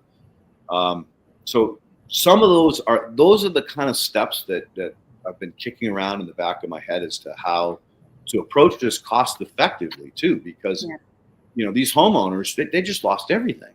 Yeah. And you're going to come in and start charging them, thousands of dollars for all these crazy tests. Without the tests, we can't prove anything. So we need the tests. And, at the end of the day, I still got to pay rent. I got to buy food. I got to pay for insurance. I got a couple puppies that I don't want to let starve to death. So I can't do it for free on every job, right? And so the woman I'm working with, we're trying to come up with a pay scale, a sliding scale that allows us to provide the services. We're looking at various ways to offset the cost of the testing because it'll be open source. So anybody that's trying to do this will have access to what we've accomplished so that they can then take it upon themselves or hire someone like us or someone or us even to help them through these steps. So that will also help to lower the cost of the exact recipes or the exact testing that we need to start validating what we know, but we can't get. And so, that's some of the steps I'm thinking about. And maybe you guys, maybe you have some other suggestions, something I'm not thinking about. No, I think that's in the same line of thinking that, we know that it's really important for people to hear the story above ground of recovery, of, how we repair and how community comes together. And so that's kind of how we thought about our data story. How do we tell the story of what's happening below ground? What measurables are most user-friendly, affordable, but also precise? And, data that's aggregated over a certain crop. With some companies, they have a lot of data in these areas. And with some companies, they have a lot of data in other areas. And, really kind of layering the technologies like that, like you're talking about. And, it's interesting. We've asked our analysts or our consultants to come in and work together on these different tests. So we'll have, the Haney, PLFA, B Crop, or Rise at Bio, which is another shotgun genomics company. We really love working with them. Tissue samples, and then all of that data and coming together. And I think 2 weeks ago, one of our consultants said, "This was so great. You brought all your other samples, because we'll go through our one sample for these growers, and they won't bring their, all the other tests, or like Malic 3 plus Haney, and comparing those plus the DNA, and we're getting a more complete story than we've ever had." Plus, the people who are their specialists in each of these technologies are getting to crosstalk more than their company was intending for them to do, because we're asking them to really work together. It's the same kind of mindset, and that's why we had, Camille knows, I keep saying this, we had 4 epiphanies in 1 week from all of those, reviews with our growers and what's happening below ground and how that's translating to what we see the plant, directing. And it was amazing. But we're learning at a very rapid pace. Camille is working at a very rapid pace to translate all of the good data into a good story for everyone. We would love to share that with your viewers here. We have a live document that we're updating constantly with these stories, anecdotal plus statistically significant. It's all important. And we're really focusing on how to tell the data story. Love it. Yeah, the data, I spend a lot of time thinking about, like, there's no importance of data unless you can communicate it, and communicating it is very dependent on who it's being communicated to, and like what their goals are, and what they care about, and what we're trying to do together. And so telling the data story is something I feel like I'm kind of in the trial by fire seat right now of, like, I write something out and I'm like, all right, does this make sense to me? And then I'm like, oh, I'm not sure, I'll rewrite it. And does it make sense? Okay, it makes sense to me. Does it make sense to the farmer whose land this is? And having those conversations, I'm just grateful for the reciprocity, I guess, that goes through these communications, and the just the softness of it. It doesn't feel like fire all the time. But I do think that measuring things for efficacy is very important, and to do that efficiently can be hard. The cost is a huge barrier. And then there's the time, and sampling and understanding the sampling and making changes. I was talking with a farmer the other day about mid-season decision-making, which is something that we have been, looking at specifically with people who are trying to reduce inputs, but being able to, collect a sample, get the sample run, look at the sample, interpret it, and then make a decision all in the middle of a farming season is like, a ton of work for somebody in July who's trying to run a farm, yet can be such a powerful tool to then be able to say reduce input or, save cost in this area.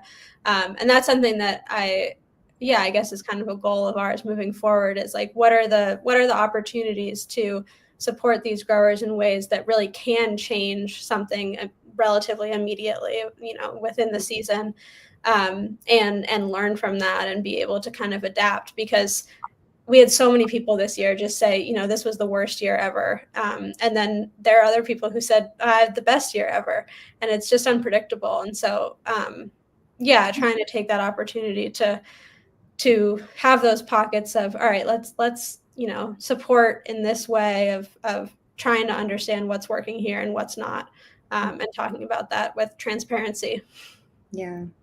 There's a couple companies that have come out with another big piece of the puzzle, and that is that it's a monitor that you stick in the ground. It measures pH, conductivity, moisture, wind direction, weather. It's just like because like you said, I have farmers that have really knocked it out of the park, and other farmers that had the worst year. Well, why? Right? And some of that is due to the climate, and there's nothing you can do about it. If you don't have a pivot, you're a farmer and you're just praying to God that the rain comes at the right time. That's horrifying. And I have a good buddy of mine, a client that had the year before a fantastic year, and this year or last year he did all the right things. He did everything he did before, but the rain just never fucking came, and so he didn't get the yields. And why is that important? Well, because you have something, metrics to measure it against, so you can say, hey, you didn't get the rain, but here's the other pieces of the puzzle. Here's your rhizos report showing that you don't have the level of protozoa you had the year before, probably due to the rains, right? And so all of a sudden, you have I loved the way you said it, Meredith. Your story. You didn't. It's not data points. It now becomes a poem or a song or something that is way more powerful because it has all the metadata, not just one report here, one report here. It's painting the picture, telling the story, like you said, about all of the conditions, all of the variables, and that's really how to steer the cart, steer the car, steer the vehicle. Because at the end of the day, you can this testing can get cost prohibitive. But if you have enough experience because you did the series one or two times, and you've connected with a higher level with the plants through, touching, seeing, smelling. Now you don't have to spend as much money on testing, but where your go-tos are. It doesn't look like we're going to get rain again. Fuck, I need some algae, or I need, something that's going to, build soil structure. So that if I do get a little bit of rain, it's going to hold in the aggregates. Right. And that's always the biggest challenge, especially with these, huge farms.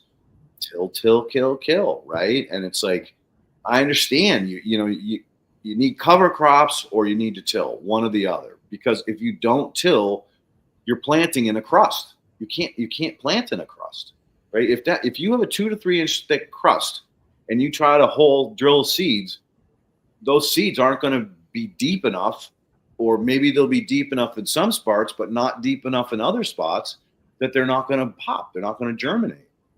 So again, I think that what your approach is absolutely perfect. It's creating a story using the data that you've collected in a way that you can, in the future, hopefully give the recipe under the different circumstances without forcing them to, stop what you're doing right now. We got to test. We got to do this. We got to do that. No. But farmers, once they get on that tractor, fucking good luck getting them off. Yeah. Lots of conversations in the combine and the tractor. But you hit the nail on the head. The measurables we invest in right now, as much as we can, and help them invest in them so that they'll know more and become more independent in their decision making, because they're more knowledgeable. Not that we want them to always have to be dependent on this, like the Malik 3 became. Here's, same or more nitrogen as last year. That's the only measurable that we're going by. We don't want to recreate that system. And yeah, you said it. That's why we're using them, just solely as educational tools. We're learning so much at a rapid pace. They're learning so much at a rapid pace. There will be more to learn in an adaptive, very dynamic system. Like, how would you ever know exactly what you're supposed to have for next year unless you just become more attuned to your field, your plant, your soils, your aggregates, your weather, and all of those things. But yeah, you're right. It's costly. It's cost prohibitive for a lot of growers to run the kinds of tests that we are running in some of these programs. And we hope that won't be the case at some point in life for them, but we'll utilize them in order to just show that data story and connect people the way that we were talking about before with what's happening below ground and how much life is proliferating and supporting you. You have so much support there. If you support them, they support you. And then, if you can see that in data points, you're more apt to steward that and take care of it. Yeah, there's a big element of risk mitigation. I think that is key. Like you said, Leighton, about, you get a drought in the middle of the summer. All right, what are you going to do now? And I think there's the response to that, but there's also the planning for that and trying to mitigate risk before that happens, because as we all know, it's an unpredictable world we live in, and there's a lot of risk. And so being able to I mean, risk is just something that is so tough in farming, like that, people are very adverse to taking risks, rightfully so. But being able to mitigate possible, whether it's from a fire or a drought or flood or anything, and how you can set your soil up for success to be able to manage that. Mm-hmm. Amen. Well said. Shit, look at we blew it. It's already freaking it's already been an hour and 35 minutes in, and we didn't get nearly where I wanted to go. But there's more time and there's more future together. I see that. All right, good. I'm counting on you girls. Like, I'm going to need all the help I can moving forward. I'm just going to get friggin' buried with shit, and hopefully I'll be able to reach out to you guys and be like, hey. Absolutely. We've got a good support system and a good team, and we would love to welcome you in and support any efforts out there, especially. Yeah. All right, back at you. I'm here if you guys ever need me. All right, and look, there are some tools like fishbrew.com, which I would recommend that you look into for specific farmers. Their product is a little pricey, but it has all the solubilizers, right? Potassium, phosphate. It's got nitrifying bacteria, and the sweet, because that's part of the aquatic system. They will not survive if they cannot convert that ammonia into a nitrate. Everybody's dead. Mm-hmm. And so you have a super high abundance of those organisms, along with the diatoms, and the actual application rate is one of those like yours. It's like, how can that possibly work? Yeah. That's not enough to do it. So again, I think that the future is all about collaboration. I think the future is all about trading information, open sourcing, communicating what we've learned in this situation or what you've learned in that situation, and then how best to share it to all the people, because it's going to take a village, man. It's really going to take a village to turn this shit around. And I think the deeper we go, the more we realize how deep we got to keep going. Yeah. Right? That's the sad part about it. It's well, hey, it's job security for you guys. You're young. You got plenty of time. It just puts a fuck ton more pressure on me to get shit going. But not with help. Right. Not with help, but the help is important. Help on the way. Slipknot help on the way. I love it. All right. Well, we got a couple questions, so we probably ought to get to them. Okay. We don't know what's involved in the questions. Well, actually, the first one is for you directly, Leighton. About turning sand into soil. What important tools of stuff from California, or importing tools from California? All right, Perpetual. The best way to do this. I know you're over in somewhere in Northern Europe. Is to start with compost. I just recently did an experiment where I took compost that was absolute crap. It was totally hydrophobic. I had to build rice paddies. I posted about this on Instagram. I had to build a rice paddy and flood it so that the water would actually start to penetrate into the compost. Took probably 3 or 4 applications, at least 2 weeks to get it moist. The key is to turn it into chocolate cake. If that organic material is like chocolate cake, you ball it, turn it into a snowball, an organic ball. You're at the right moisture level. Then, as these two girls would tell you, go to your nearest stream. Go to a safe place to start harvesting aquatic microorganisms. Put them in a bucket, keep them warm.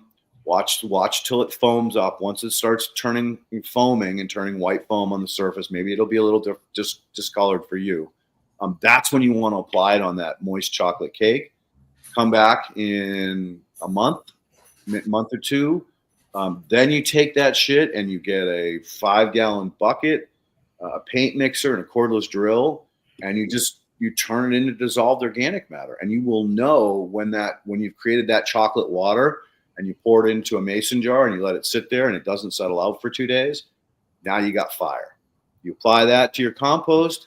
Now you got everything you need to basically turn shit sand into soil in 1 or 2 applications. Well, I always remember the story you tell about the one park you worked on, Leighton, where they couldn't rip things up and it was a high sand content, and you were just using the biology to create exudates to bind everything together. That's one of the wonders of biology. They can make these things that bind your soil structure together to make aggregation. So it's actually 2 things. It's paramagnetic, which is when you vibrate or oscillate. And the other is extrapolymetric substances. A great example of that is a biofilm. So when you're fermenting, you're creating those extrapolymetric substances. When you're composting, you're doing it to some degree. But when you create dissolved organic matter, which is what I just explained to him, that's how to speed up the process. That's how to really launch it. Fantastic. Do you ladies have anything you'd like to add to that? Use their algae if you can get it. I'm sure that would help too. No, that sounds like a delicious recipe. Yeah, I agree with all of that. Yeah. Okay, and then this is coming from your guys' YouTube channel. Thank you all for your wisdom. What technology are using to make the frequencies when you're talking about the frequencies, Leighton? All right, so what I use is a concrete vibrator. So this is a vibrator that you bolt to a wall where you're pouring in the concrete, and that vibration helps to settle the concrete down and get all the air out of it and all the excess water out of it. There's a lot of different styles, but basically the key to the whole thing is you need to have the variable speed control, or RFD. And if you get that with the vibrator, now you can adjust to whatever frequency you want.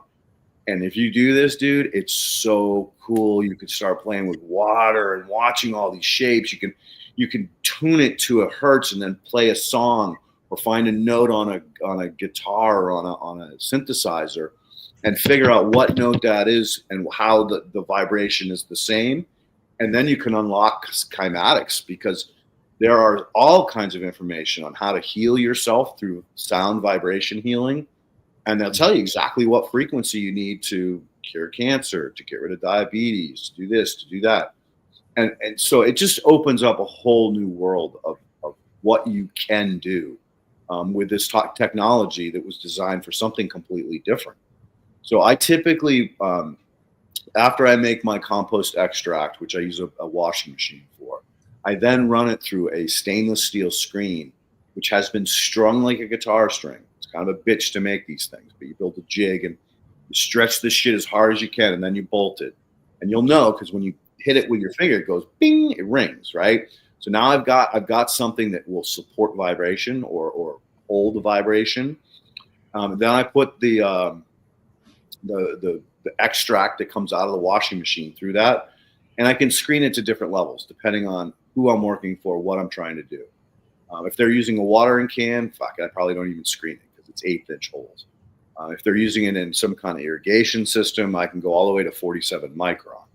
So bottom line, what that does is that it, through the vibration, through the kymatics, it gets the organic matter to just release the liquid. And that's what it's all about, because I can't ship saturated compost because it'll go anaerobic. I've got to get as much water out of it as I possibly can. And I even have to press it after that to get it to about 40% moisture. But bottom line is, once I've vibrated that, pressed it, I can rescreen again, and I put it in a bucket, and it turns into Rice Krispies. So those little pieces of vibrated organic matter start to bond together, and they turn into these little tiny aggregates. So that's the power of vibration in organic matter, is that it charges the electrons to make their polars strong, or their poles stronger than they were, so that they do bond quicker. And that was the key to the whole sand job. That thing was 0.5% or 0.1, 0.5% organic matter. And the reason why it was 0.5% was because they were using nitrate fertilizers. So when you use a nitrate fertilizer, the biology, the bacteria need to have a carbon source. So guess what they need to chew on to break that friggin' nitrate down and release it to the plant. So you're in a downward spiral on your organic matter, and that was another thing. I was like, well, why the frick aren't you using an ammonium based, so that you're not losing that 1% organic? But this is the shit they teach them in fucking school. Yeah, it's just use this, just use that, and then the freaking fertilizer sales guys are even worse. It's whatever they make the most money on is what they want to sell you. Whatever the commissions, whatever their highest commission is. I'm sorry, I get a little heated in this part. Well, and also, guys, if you look back in the playlist, look at Harvest Harmonics.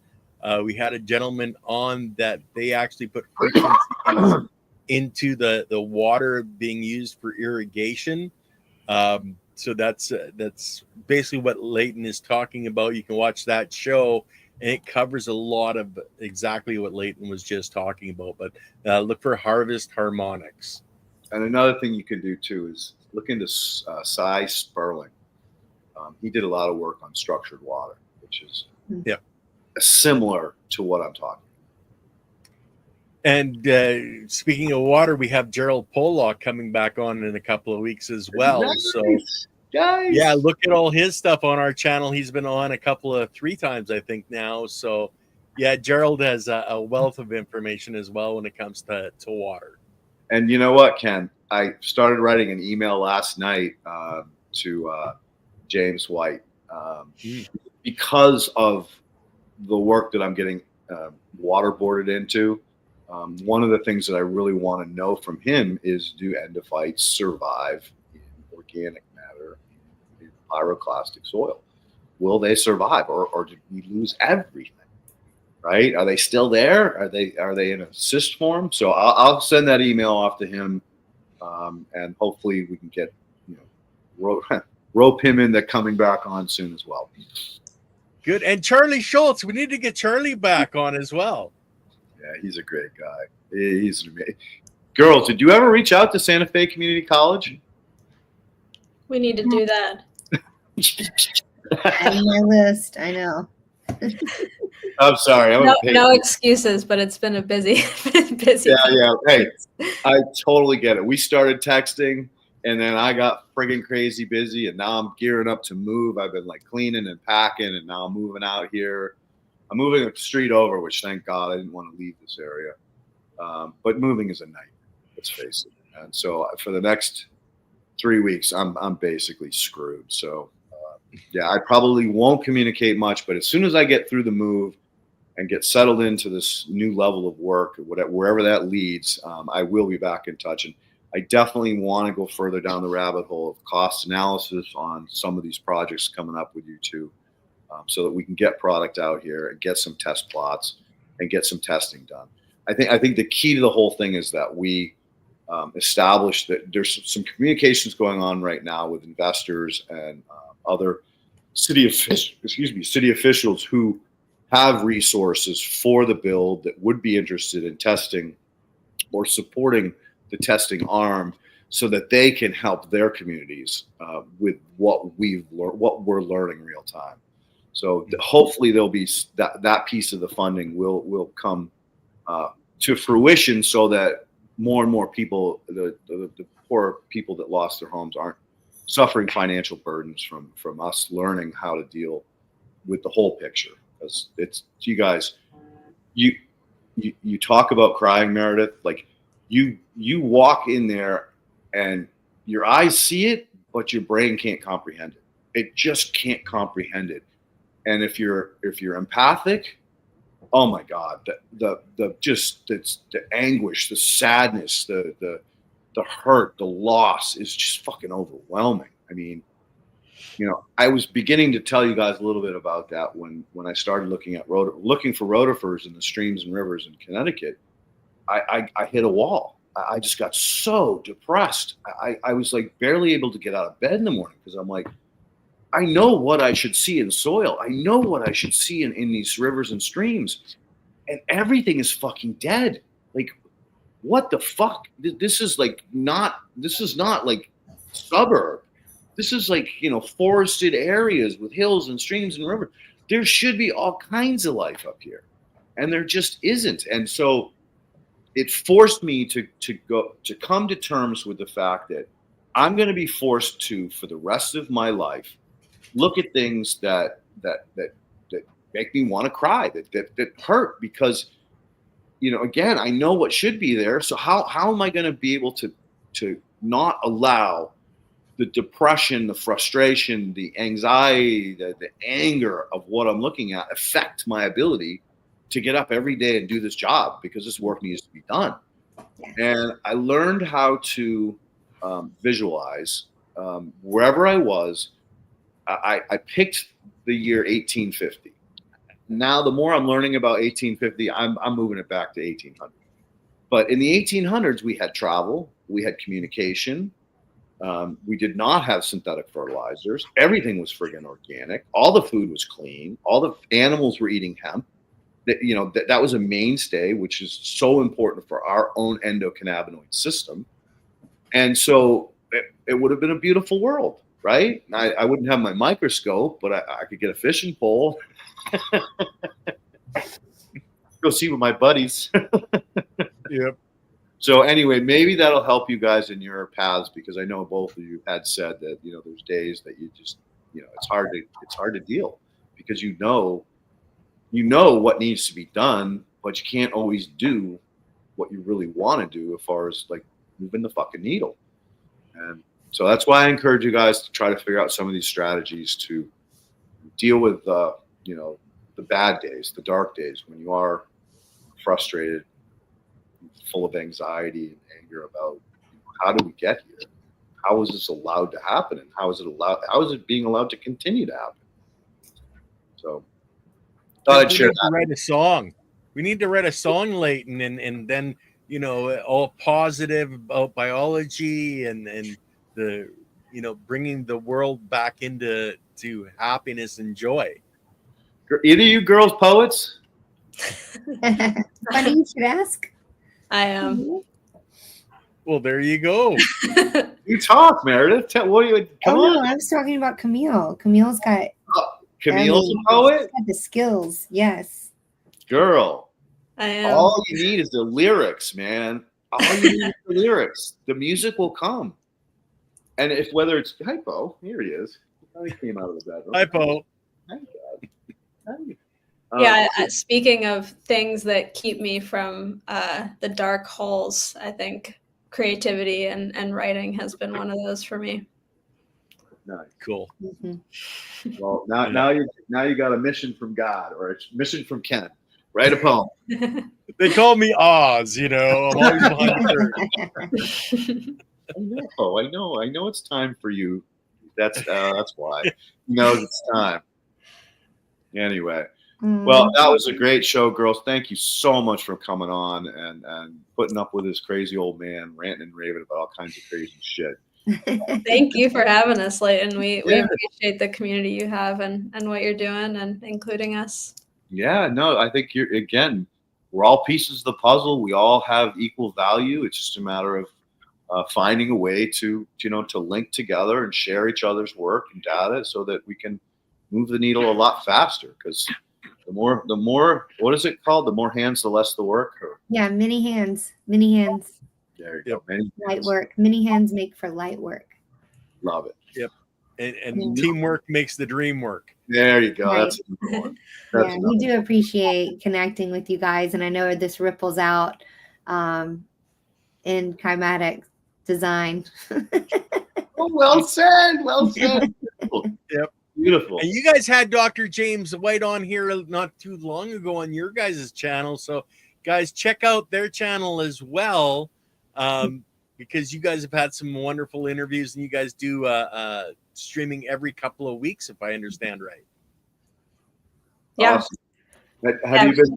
Yeah, recorded on EnSoil TV. So our webinars are there, and we have more coming up. Feel free to shoot us a note, and we'd be happy to send you a registration link for any of those events. And we may be hopping on Ken's new system here for webinar management. So We appreciate that too. Nice. So don't hesitate to ask me if you need me to talk about, the actual values of sand, soil, clay, and organic matter, because it's one of those things that we don't talk about, but it's important to understand the properties, especially if you're going to.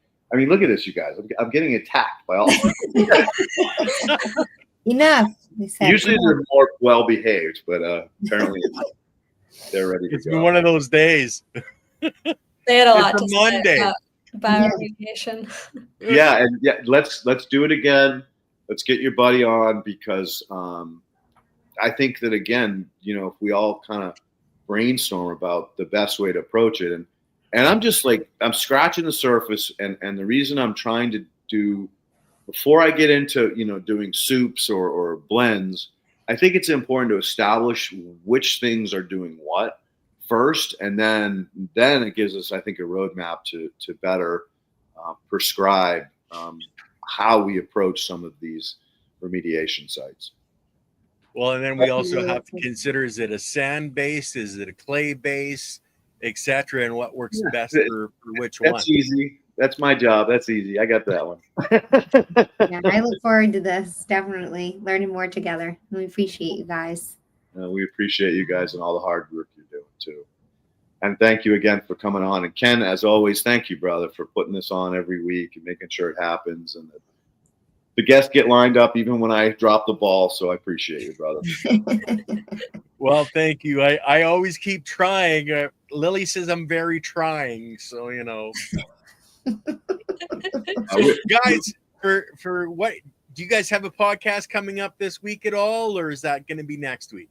We have an info session on Wednesday. And that's just a 30-minute kind of drop in. I'll do a short presentation about algae, and then office hours questions and chatting. So feel free to join us there. It's at 1 p.m. Eastern time. And the link for that is on our website, or you can send us a note. And then our next webinar will be on the 18th. And it's going to be all about cattle health measurements. So a rancher we work with out in Montana, Brian Massard, will be with us talking about data that he's been seeing in his cattle herd. It's absolutely amazing work that's going on. It'll be recorded and on our YouTube as well if you can't make it live, but that will be at 7 p.m. Eastern on the 18th. And you guys are global in sales, except you're not in Canada yet. You're working on it, but Working on it. We're working on it. I don't know where Perpetual is. I think he's in Finland or something, or Holland. But you guys sell in Europe, so he should be able to get it if he's still on the channel. Mm-hmm. We're working. We're open for samples for UK and EU right now, and working on approval there. Mm-hmm. Cool. How big of a sample can you get? Yeah, I mean, we've shipped samples 5 gallons to some countries, which covers 80 acres. So I mean. The most cost effective would be 2.5 gallons. But yeah, it's anybody who's on here who's interested in doing some research, and together we'd love to talk. Cool. And guys, as for the channel on Wednesday, Andy and I are going to be talking about rock dust. So that's going to be Wednesday. And then we have Benjamin from Acadia Farms coming back on to give us an update on what he's been up to over the last year and a bit. And that's with Leighton next Monday. And of course, we'll have the ladies back on. We'll get booked up. And Perpetual says UK is no longer EU. Oh, sorry. Most smaller companies from UK have stopped exporting to EU due to hassle and costs. So, well, you can still reach out on the website. Yeah, reach out, Perpetual. Even if you're, up in EU, you can still. They just said that you can get 2.5 gallons is the most cost effective. Yeah, we're setting up a home office there in Austria. Cool. Yeah, and talking to some other countries. So, but we're happy to send samples out for research until we're established in most of these countries. Nice, fantastic. Awesome. Yeah. Do you ladies have any last words to say? We just appreciate y'all and what you're doing, and everybody who's joined us tonight and asked questions. And thank you for everything. Yeah, grateful for the time and space and community. Back at you. Fantastic. Back at you. All right, peace out, everybody. We'll see you on Wednesday.